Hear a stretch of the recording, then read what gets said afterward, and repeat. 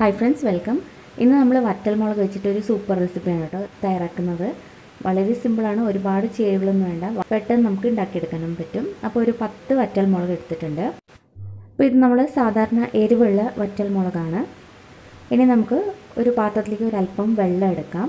വെള്ളം ഒന്ന് ചൂടായതിന് ശേഷം നമുക്കിതിലോട്ട് എടുത്ത് വെച്ചിരിക്കുന്ന വറ്റൽമുളകും കൂടി വെള്ളത്തിലേക്ക് ചേർക്കാം. ഇനി ഇതൊന്ന് തിളപ്പിച്ചെടുക്കണം. വറ്റൽമുളക് നന്നായിട്ടൊന്ന് സോഫ്റ്റ് ആകുന്നത് വരെ തിളപ്പിച്ചെടുക്കാം. ഒരുപാട് സമയം തിളപ്പിക്കേണ്ട ആവശ്യമൊന്നുമില്ല. വെള്ളം ചൂടായി ഒരു 2-3 സെക്കൻഡ് നേരത്തേക്കൊന്ന് തിളച്ചാൽ മാത്രം മതി. അപ്പോൾ ഇതുപോലെ നന്നായിട്ടൊന്ന് തിളച്ച് വന്നിട്ടുണ്ട്. ഇനി നമുക്ക് ഇത് ഓഫ് ചെയ്യാം. ഇനി ഇതിങ്ങനെ തന്നെ നമുക്ക് കുറച്ച് നേരത്തേക്ക് മാറ്റി വയ്ക്കാം. അപ്പോൾ ഇത് നല്ലപോലെ തണുത്ത് വന്നിട്ടുണ്ട്. ഇപ്പോൾ വറ്റൽമുളക് നല്ല സോഫ്റ്റായി കിട്ടിയിട്ടുണ്ട്. ഇനി ഇതൊരു മിക്സിയുടെ ജാറിലേക്ക് മാറ്റാം. അപ്പോൾ വെള്ളം ചേർക്കുന്നില്ല, ആ മുളക് മാത്രമാണ് നമ്മൾ ഈ ജാറിലേക്ക് മാറ്റിയിട്ടുള്ളത്. ഇനി ഒരു കളറിന് വേണ്ടിയിട്ട് 1/2 ടീസ്പൂൺ കാശ്മീരി ചില്ലി പൗഡർ ചേർക്കുന്നുണ്ട്. ഇത് ഓപ്ഷണലാണ്, നിങ്ങൾക്ക് വേണമെങ്കിൽ മാത്രം ചേർത്താൽ മതി, അല്ലെങ്കിൽ സ്കിപ്പ് ചെയ്യാം. ഇതിൻ്റെ കൂടെ ചേർക്കാനായിട്ട് നമുക്ക് വേണ്ടത് ചെറിയ ഉള്ളിയാണ്. 10 എണ്ണം എടുത്തിട്ടുണ്ട്. 10 വറ്റൽമുളകും 10 ചെറിയ ഉള്ളിയാണ് എടുത്തിരിക്കുന്നത്. അപ്പോൾ ചെറിയ ഉള്ളി ചേർത്താൽ നല്ല ടേസ്റ്റാണ്. അതില്ലാന്നുണ്ടെങ്കിൽ സവാള ചേർക്കാം, പക്ഷേ ഇതാണ് ടേസ്റ്റ്. ഇനി ഇതിലേക്ക് ആവശ്യത്തിന് ഉപ്പും കൂടി ചേർത്ത് നമുക്കിതൊന്ന് അരച്ചെടുക്കാം. അപ്പോൾ അരയ്ക്കുന്ന സമയത്ത് വെള്ളം നോക്കിയിട്ട് ചേർത്താൽ മതി, വേണമെങ്കിൽ മാത്രം വെള്ളം ചേർക്കുക. ഒരുപാടൊന്നും ചേർക്കരുത്. ഒരു ടേബിൾ സ്പൂണോ അങ്ങനെ മാത്രം ചേർത്ത് അരച്ചെടുത്താൽ മതി. അപ്പോൾ ഇതാ നമ്മൾ അരച്ചെടുത്തിട്ടുണ്ട്. ടേസ്റ്റ് ചെയ്ത് നോക്കുക, അപ്പോൾ വേണമെങ്കിൽ ഉപ്പ് ചേർക്കാവുന്നതാണ്. ഇനി നമുക്കിതൊന്ന് താളിച്ചെടുക്കാം. അതിനായിട്ടൊരു പാൻ എടുക്കാം. ഇതിലോട്ട് ഏകദേശം ഒരു 2 ടേബിൾ സ്പൂൺ എണ്ണ ഒഴിക്കണം.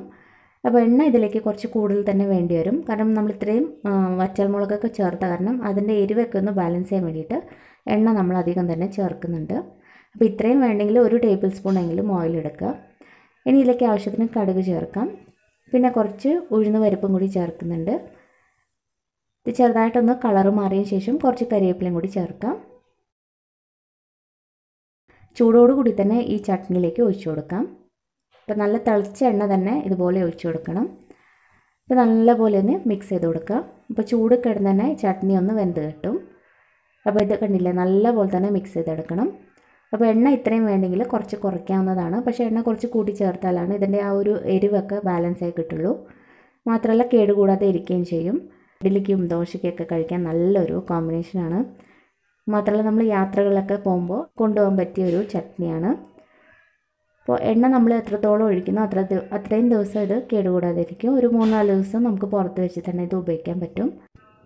ഫ്രിഡ്ജിലൊക്കെയാണ് നമ്മൾ വെക്കുന്നതെങ്കിൽ നമുക്കൊരു ഒരാഴ്ച വരെയൊക്കെ വെച്ച് ഉപയോഗിക്കാൻ പറ്റും. വളരെ കുറച്ച് ചട്നി മതി നമുക്ക് ദോശയ്ക്ക് ഇഡ്ഡലിക്കായാലും. അപ്പോൾ ഈ ഒരു റെസിപ്പി നിങ്ങൾക്ക് ഇഷ്ടപ്പെട്ടു എന്ന് വിചാരിക്കുന്നു.